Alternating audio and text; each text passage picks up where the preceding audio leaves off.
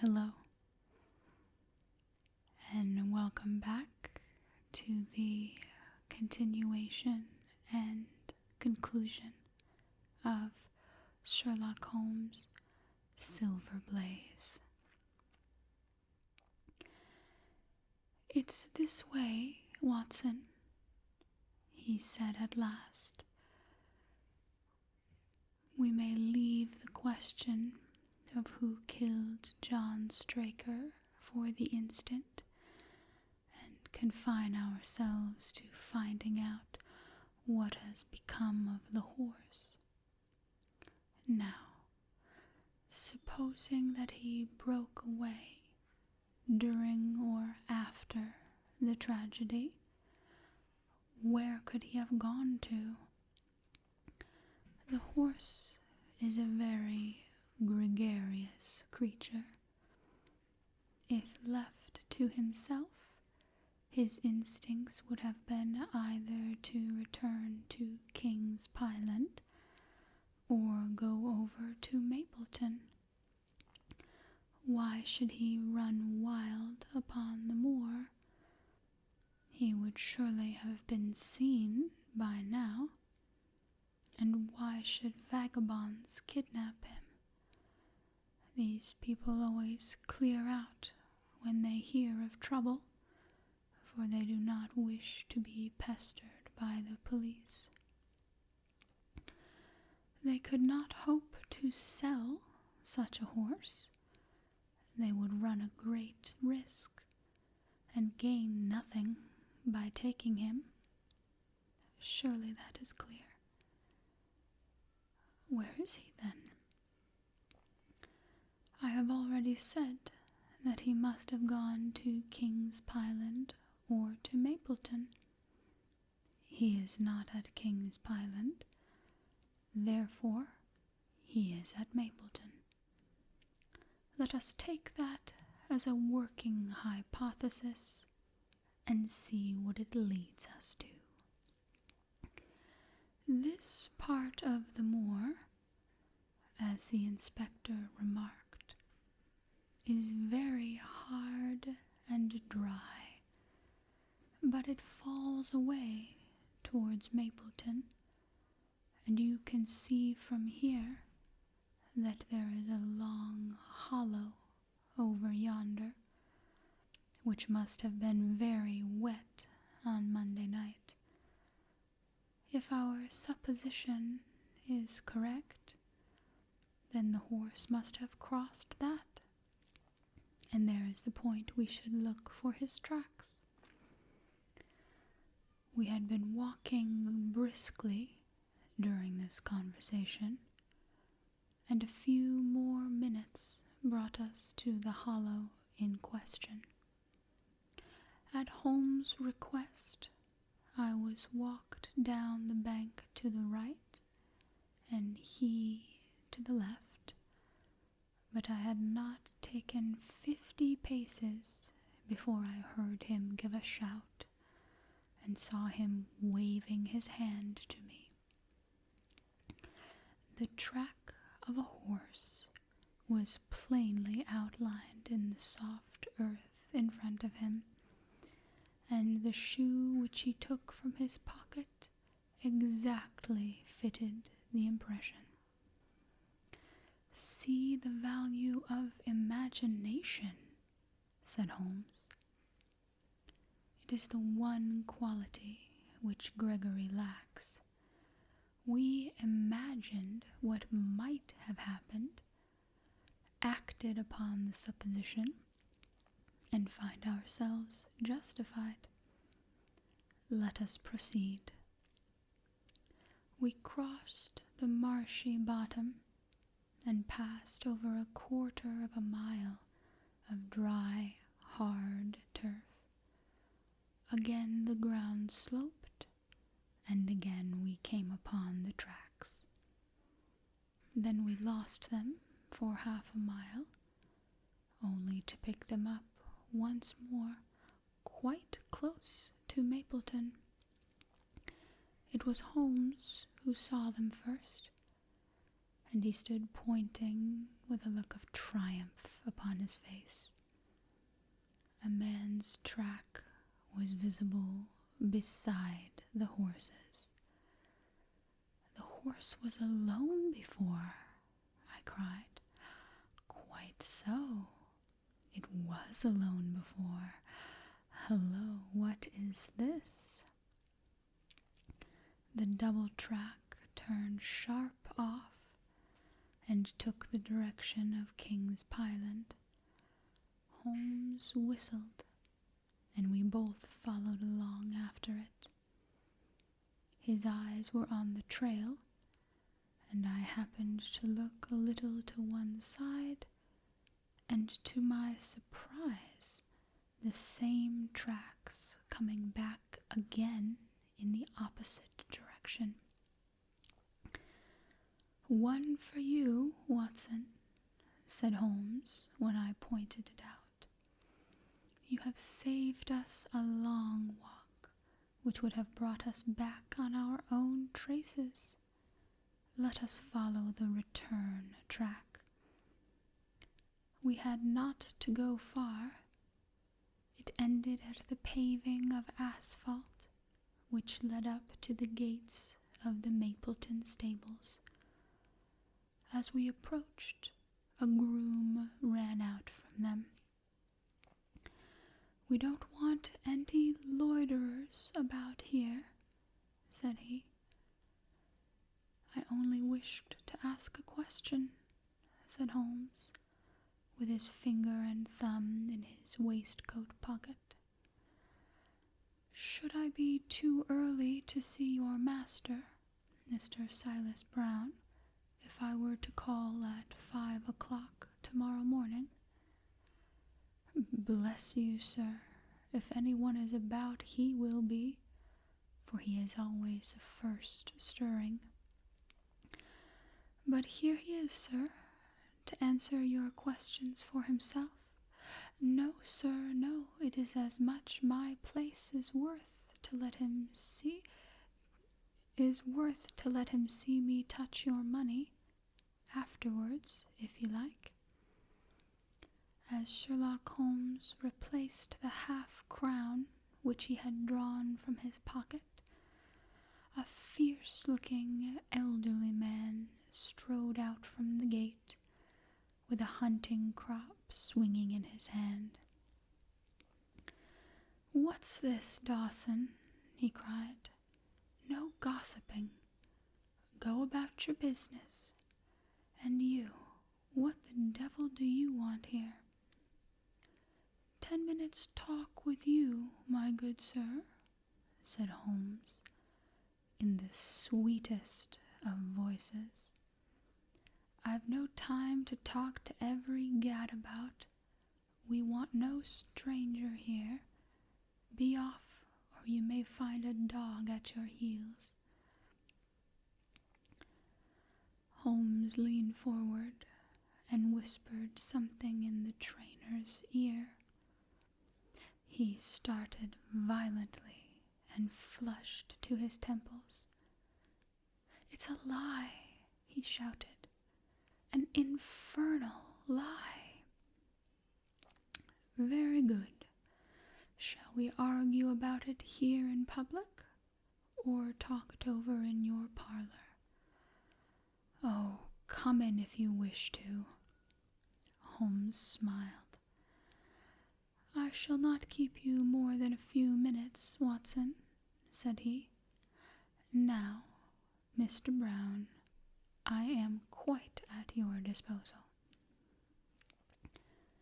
It was 20 minutes, and the reds had all faded into grays before Holmes and the trainer reappeared. Never have I seen such a change as had been brought about in Silas Brown in that short time. His face was ashy pale. Beads of perspiration shone upon his brow, and his hands shook until the hunting crop wagged like a branch in the winds. His bullying, overbearing manner was all gone too, and he cringed along at my companion's side like a dog with its master. "Your instructions will be done. It shall all be done," said he. "There must be no mistake," said Holmes, looking round at him. The other winced as he read the menace in his eyes. "Oh no, there shall be no mistake. It shall be here. Should I change it first or not?" Holmes thought a little, and then burst out laughing. "No, don't," said he. "I shall write to you about it. No tricks now, or— Oh, you can trust me. You can trust me." "Yes, I think I can." "Well, you shall hear from me tomorrow." He turned upon his heel, disregarding the trembling hand which the other held out to him, and we set off for King's Pyland. A more perfect compound of the bully, coward, and sneak than Master Silas Brown I have seldom met with, remarked Holmes, as we trudged along together. "He has the horse, then?" "He tried to bluster out of it, but I described to him so exactly what his actions had been upon that morning that he is convinced that I was watching him. Of course you observed the peculiarly square toes in the impressions, and that his own boots exactly corresponded to them. Again, of course no subordinate would have dared to do such a thing. I described to him how, when according to his custom he was the first down, he perceived a strange horse wandering over the moor, how he went out to it, and his astonishment at recognizing, from the white forehead which had given the favorite its name, that chance had put in his power the only horse which could beat the one upon which he had put his money. Then I described how his first impulse had been to lead him back to King's Pyland, and how the devil had shown him how he could hide the horse until the race was over, and how he had led it back and concealed it at Mapleton. When I told him every detail, he gave it up and thought only of saving his own skin. But his stables had been searched. Oh, an old horse-faker like him has many a dodge. But are you not afraid to leave the horse in his power now, since he has every interest in injuring it? My dear fellow, he will guard it as the apple of his eye. He knows that his only hope of mercy is to produce it safe.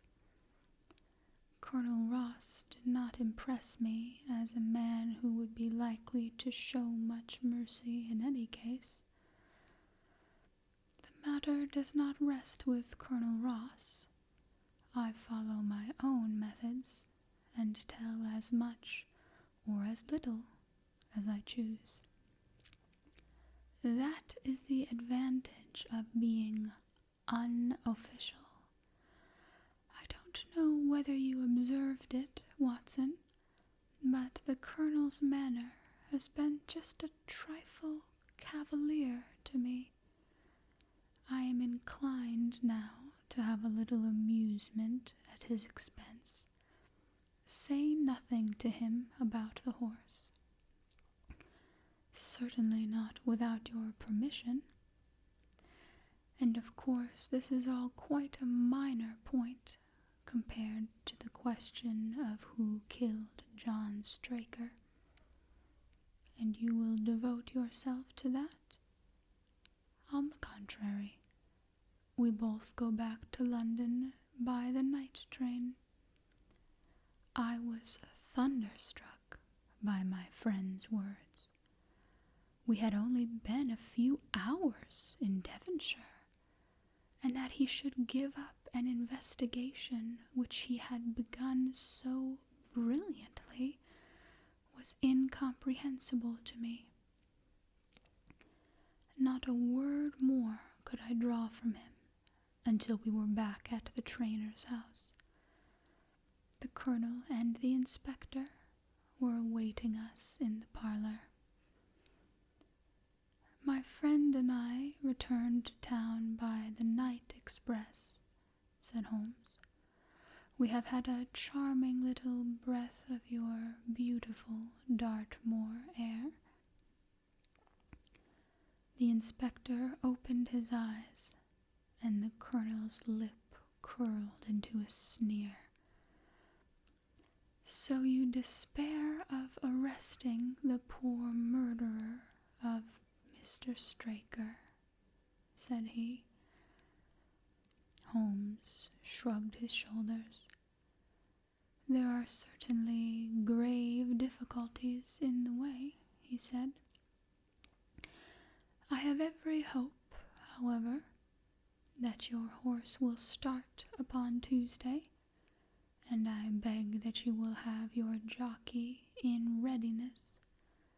Might I ask for a photograph of Mr. John Straker? The inspector took one from the envelope and handed it to him. My dear Gregory, you anticipate all my wants. If I might ask you to wait here for an instant, I have a question which I should like to put to the maid. I must say that I am rather disappointed in our London consultant, said Colonel Ross, bluntly, as my friend left the room. I do not see that we are any further than when he came. At least you have his assurance that your horse will run, said I. Yes, I have his assurance, said the colonel, with a shrug of his shoulders. I should prefer to have the horse. I was about to make some reply in defense of my friend when he entered the room again. Now, gentlemen, said he, I am quite ready for Tavistock. As we stepped into the carriage, one of the stable lads held the door open for us. A sudden idea seemed to occur to Holmes, for he leaned forward and touched the lad upon the sleeve. You have a few sheep in the paddock, said he. Who attends to them? I do, sir. Have you noticed anything amiss with them of late? Well, sir, not of much account, but 3 of them have gone lame, sir. I could see that Holmes was extremely pleased, for he chuckled and rubbed his hands together. A long shot, Watson, a very long shot, he said, pinching my arm. Gregory, let me recommend to your attention this singular epidemic among the sheep. Drive on, coachman. Colonel Ross wore an expression which showed the poor opinion which he had formed of my companion's ability, but I saw by the inspector's face that his attention had been keenly aroused.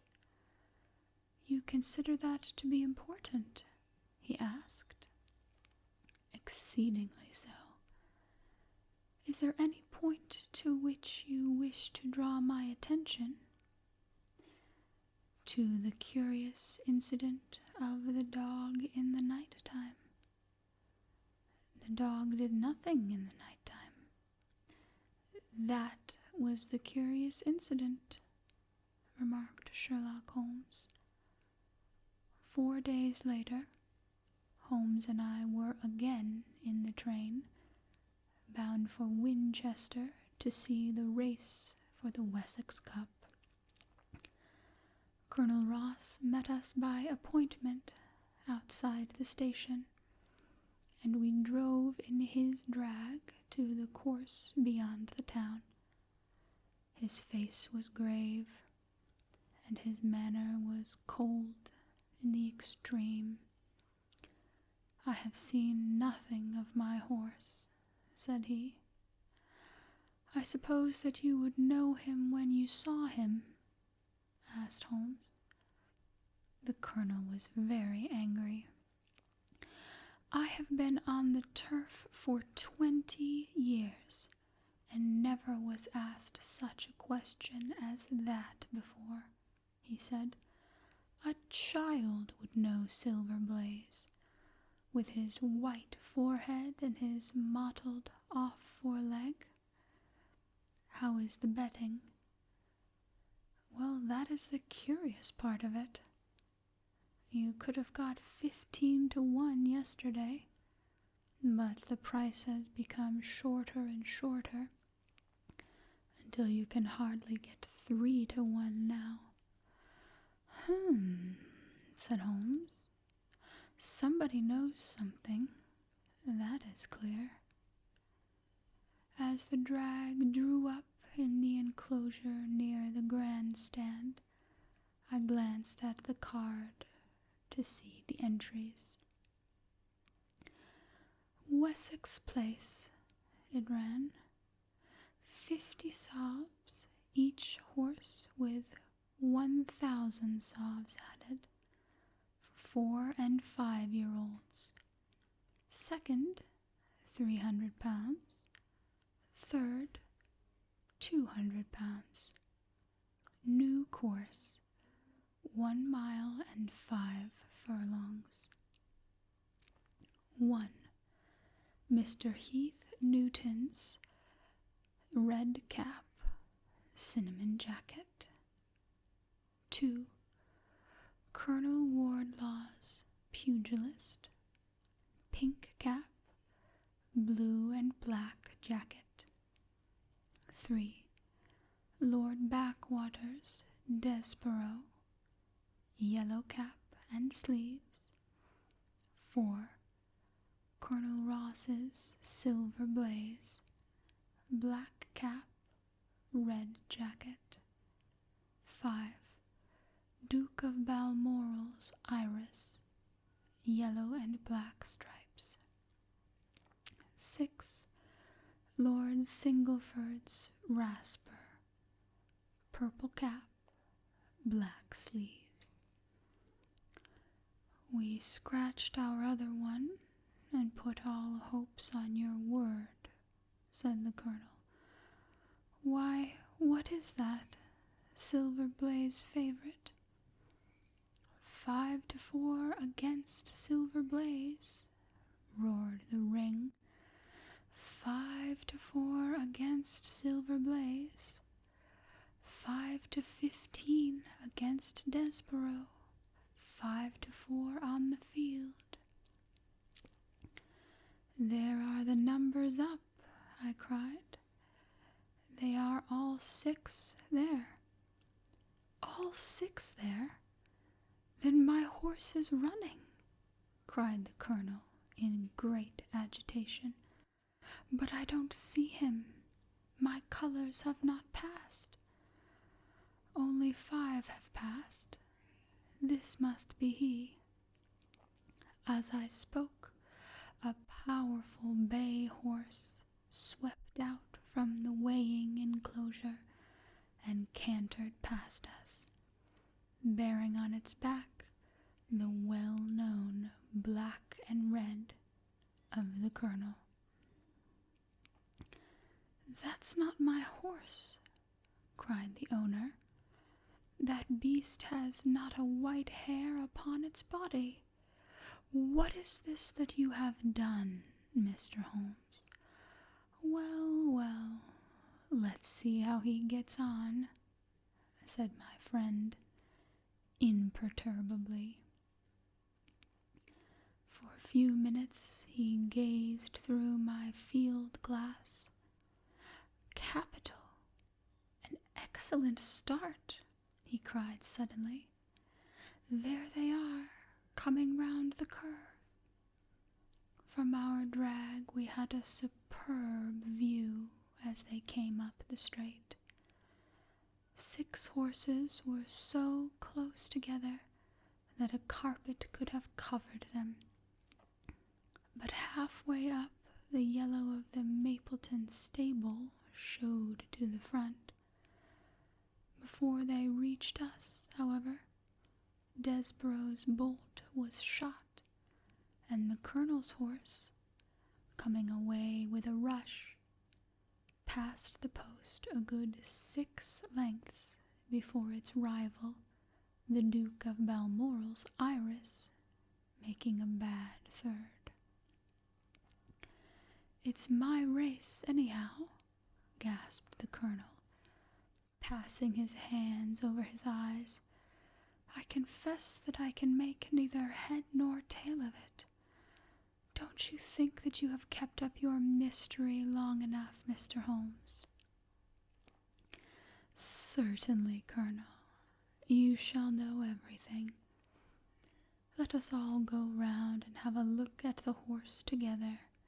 Here he is," he continued as we made our way into the weighing enclosure, where only owners and their friends find admittance. "You have only to wash his face and leg in spirits of wine, and you will find that he is the same old Silver Blaze as ever. You take my breath away. I found him in the hands of a faker, and took the liberty of running him just as he was sent over. My dear sir, you have done wonders. The horse looks very fit and well. It never went better in its life. I owe you 1,000 apologies for having doubted your ability. You have done me a great service by recovering my horse. You would do me a greater still if you could lay your hands on the murderer of John Straker." "I have done so," said Holmes, quietly. The colonel and I stared at him in amazement. "You have got him? Where is he, then?" "He is here." "Here? Where?" "In my company at the present moment." The colonel flushed angrily. "I quite recognize that I am under obligations to you, Mr. Holmes," said he, "but I must regard what you have just said as either a very bad joke or an insult." Sherlock Holmes laughed. "I assure you that I have not associated you with the crime, Colonel," said he. "The real murderer is standing immediately behind you." He stepped past and laid his hand upon the glossy neck of the thoroughbred. "The horse!" cried both the colonel and myself. "Yes, the horse, and it may lessen his guilt if I say that it was done in self-defense, and that John Straker was a man who was entirely unworthy of your confidence. But there goes the bell, and as I stand to win a little on this next race, I shall defer a lengthy explanation until a more fitting time. We had the corner of a Pullman car to ourselves that evening as we whirled back to London, and I fancy that the journey was a short one to Colonel Ross as well as to myself, as we listened to our companion's narrative of the events which had occurred at the Dartmoor training stables upon the Monday night, and the means by which he had unravelled them. "I confess," said he, "that any theories which I had formed from the newspaper reports were entirely erroneous. And yet there were indications there, had they not been overlaid by other details which concealed their true import. I went to Devonshire with the conviction that Fitzroy Simpson was the true culprit, although, of course, I saw that the evidence against him was by no means complete. It was while I was in the carriage, just as we reached the trainer's house, that the immense significance of the curried mutton occurred to me. You may remember that I was distrait and remained sitting after you all alighted. I was marveling in my own mind how I could possibly have overlooked so obvious a clue. "I confess," said the Colonel, "that even now I cannot see how it helps us. It was the first link in my chain of reasoning. Powdered opium is by no means tasteless. The flavor is not disagreeable, but it is perceptible. Were it mixed with any ordinary dish, the eater would undoubtedly detect it, and would probably eat no more. A curry was the exact medium which would disguise its taste. By no possible supposition could this stranger, Fitzroy Simpson, have caused curry to be served in the trainer's family that night. And it is surely too monstrous a coincidence to suppose that he happened to come along with powdered opium upon the very night when a dish which happened to be served would have disguised the flavor. That is unthinkable. Therefore, Simpson becomes eliminated from the case, and our attention centers upon Straker and his wife, the only two people who could have chosen curried mutton for supper that night.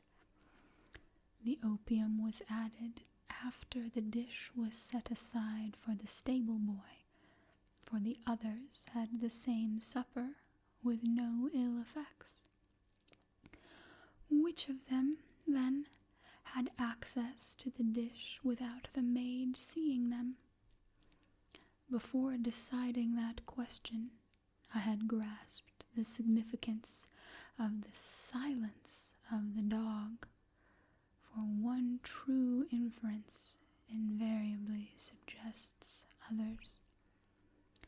The Simpson incident had shown me that a dog was kept in the stables, and yet, though someone had been in and out and fetched a horse, he had not barked enough to arouse the two lads in the loft. Obviously, the midnight visitor was someone whom the dog knew well. I was already convinced, or almost convinced, that John Straker went down to the stables in the dead of night and took out Silver Blaze. For what purpose?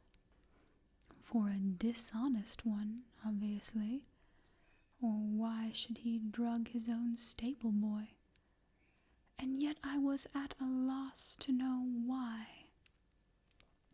There have been cases before now where trainers have made sure of great sums of money by laying against their own horses through agents and then preventing them from winning by fraud. Sometimes it is a pulling jockey, sometimes it is some surer and subtler means. What was it here? I hoped that the contents of his pockets might help me form a conclusion, and they did so. You cannot have forgotten the singular knife which was found in the dead man's hand, a knife which certainly no sane man would choose for a weapon. It was, as Dr. Watson told us, a form of knife which is used for the most delicate operations known in surgery. It was to be used for a delicate operation that night. You must know, with your wide experience of turf matters, Colonel Ross, that it is possible to make a slight nick upon the tendon of a horse's ham, and to do it subcutaneously, so as to leave absolutely no trace. A horse so treated would develop a slight lameness, which would be put down to a strain in exercise or a touch of rheumatism, but never to foul play. "Villain! Scoundrel!" cried the colonel. We have here the explanation of why John Straker wished to take the horse out on the moor. So spirited a creature would have certainly roused the soundest of sleepers when it felt the prick of the knife. It was absolutely necessary to do it in the open air. "I have been blind," cried the colonel. "Of course that was why he needed the candle and struck the match." "Undoubtedly. But in examining his belongings, I was fortunate enough to discover not only the method of the crime, but even its motives. As a man of the world, Colonel, you know that men do not carry other people's bills about in their pockets. We have most of us quite enough to do to settle our own. I at once concluded that Straker was leading a double life and keeping a second establishment. The nature of the bill showed that there was a lady in the case, and one that had expensive tastes. Liberal as you are with your servants, one can hardly expect that they can buy 20-guinea walking dresses for their ladies. I questioned Mrs. Straker as to the dress without her knowing it, and having satisfied myself that it had never reached her, I made a note of the milliner's address, and felt that by calling there with Straker's photograph, I could easily dispose of the mythical Derbyshire. From that time on, all was plain. Straker had led out the horse to a hollow where his light would be invisible. Simpson, on his flight, had dropped his cravat, and Straker had picked it up, with some idea, perhaps, that he might use it in securing the horse's leg. Once in the hollow, he got behind the horse and had struck a light, but the creature, frightened at the sudden glare, and with the strange instinct of animals feeling that some mischief was intended, lashed out, and the steel shoe had struck Straker full on the forehead. He had already, in spite of the rain, taken off his overcoat in order to do his delicate task, and so, as he fell, his knife gashed his thigh. Do I make it clear? Wonderful, cried the colonel. Wonderful, you might have been there. My final shot was, I confess, a very long one.